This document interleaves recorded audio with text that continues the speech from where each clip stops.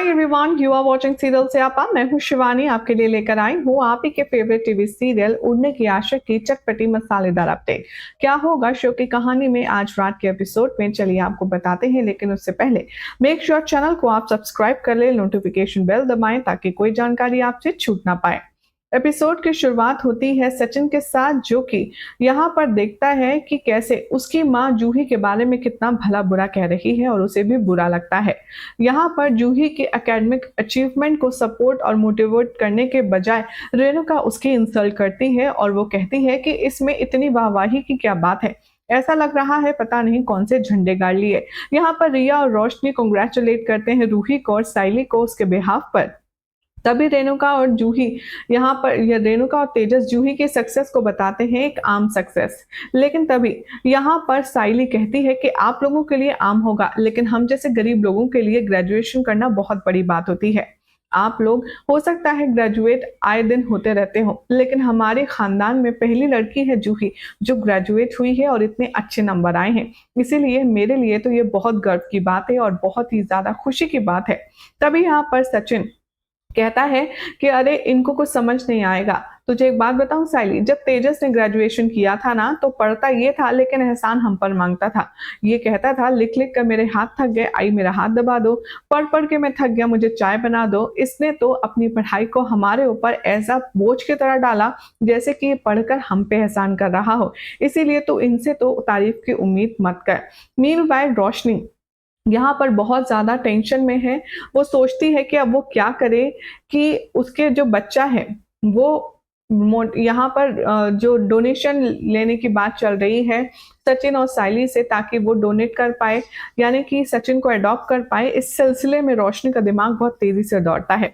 आने वाले ट्रैक में दिखाया जाएगा कि कैसे वो अपनी बातों को शेयर करती है अपनी दोस्त से, और वो कहती है कि मैं बहुत ज्यादा घबरा रही हूँ। अगर वाकई में सचिन और साइली ने मेरे बेटे क्रिश को यहाँ पर अडॉप्ट कर लिया तो कहीं मेरा राज खुल ना जाए। इसीलिए मैं काम करती हूँ, उन लोगों को मुंबई ले आती हूँ। तभी उसकी दोस्त एडवाइस देती है, वो कहती है कि तू पागल है, जब तक वो लोग गांव में हैं उन्हें गांव में रहने दे। तू अगर शहर में उन्हें ले आई तो तेरे लिए मुसीबत और ज्यादा डबल हो जाएगी। इसीलिए तू उनको छेड़ मत, जो जहां है उन्हें वहीं रहने दे। तभी रोशनी कहती है कि नहीं नहीं, मैं उन्हें यहाँ पर जरूर लाऊंगी, क्योंकि अब बार बार सचिन और साइली उनसे मिलने के लिए मेरे गाँव जाएंगे, जिससे मेरा राज कभी भी खुल सकता है। इसी के साथ मैं सोच रही हूँ, वो अपनी दोस्त से शेयर करती है कि क्यों ना मैं एक बच्चा प्लान कर लूँ।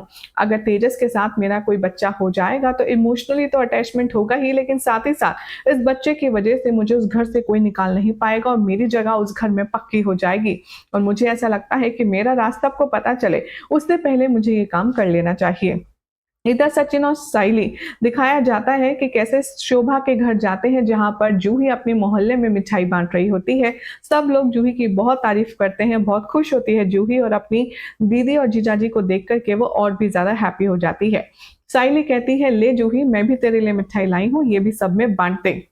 सचिन कहता है जूही तेरे को बहुत बहुत मुबारक, तूने मन लगाकर पढ़ाई करी, वरना कुछ लोग तो ऐसे हैं जो मन लगाना तो छोड़ो, गलत संगत में पकड़कर अपनी पढ़ाई तक पूरी नहीं कर पाते। सचिन का इशारा होता है यहाँ साइली के भाई की तरफ, जो कि गलत संगति में पड़ चुका है, ऐसा सचिन और साइली को लगता है।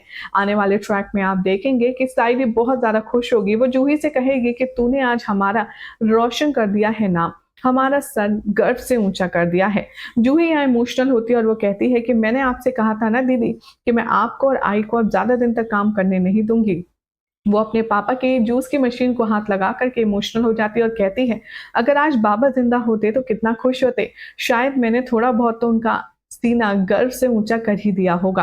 ये ग्रेजुएशन करने के बाद, उसके बाद इमोशनल मोमेंट्स यहाँ पर नजर आते हैं, जिसके बाद साइली जाने लगती है तो यहाँ पर रुकती है जूही और कहती है कि रुकना दीदी, और वो अपना कोट, अपना कॉन्वोकेशन का जो ड्रेस है वो साइली को पहनाती है, जिससे साइली बहुत इमोशनल हो जाती है।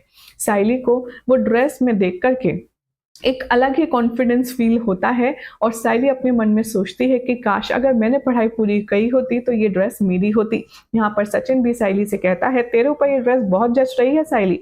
तो वहीं उसकी माँ भी कहती है कि हाँ सायली तू इस ड्रेस में बहुत प्यारी लग रही है। सचिन से कहती है जूही कि जीजू क्यों ना हमारा एक फोटो लिया जाए। और सचिन कहता है हमारा क्या, मेरा भी तेरे साथ एक फोटो होगा और इस खूबसूरत लम्हे को हम कैद कर लेंगे अपने कैमरे में हमेशा हमेशा के लिए।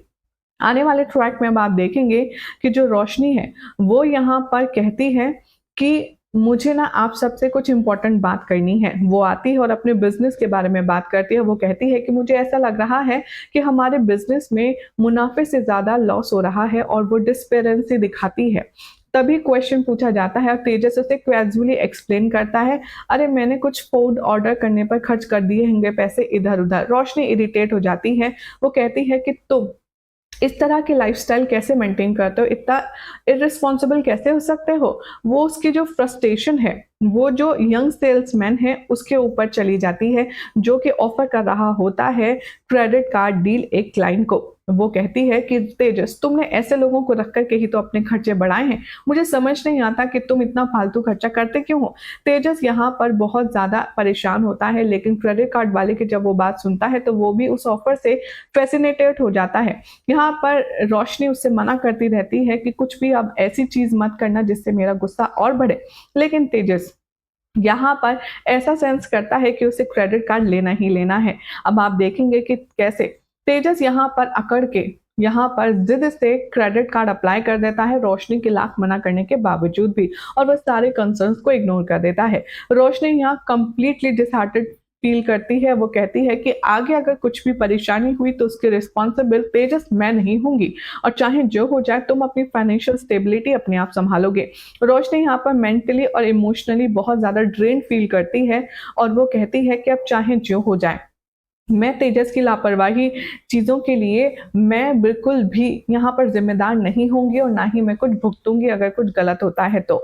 और वो डिसाइड करती है कि वो अपनी कुछ चीज़ों को तेजस से बचा कर के रखेगी ताकि इस टाइम आने पर उसे फाइनेंशियल क्राइसिस का सामना ना करना पड़े। अब देखना होगा काफ़ी इंटरेस्टिंग कि तेजस को ये बात समझ आएगी या नहीं। और फिलहाल तो चैनल सब्सक्राइब करें, नोटिफिकेशन बेल दबाएँ। ऐसी अमेजिंग अपडेट्स के लिए देखते रहिए सीरियल स्यापा।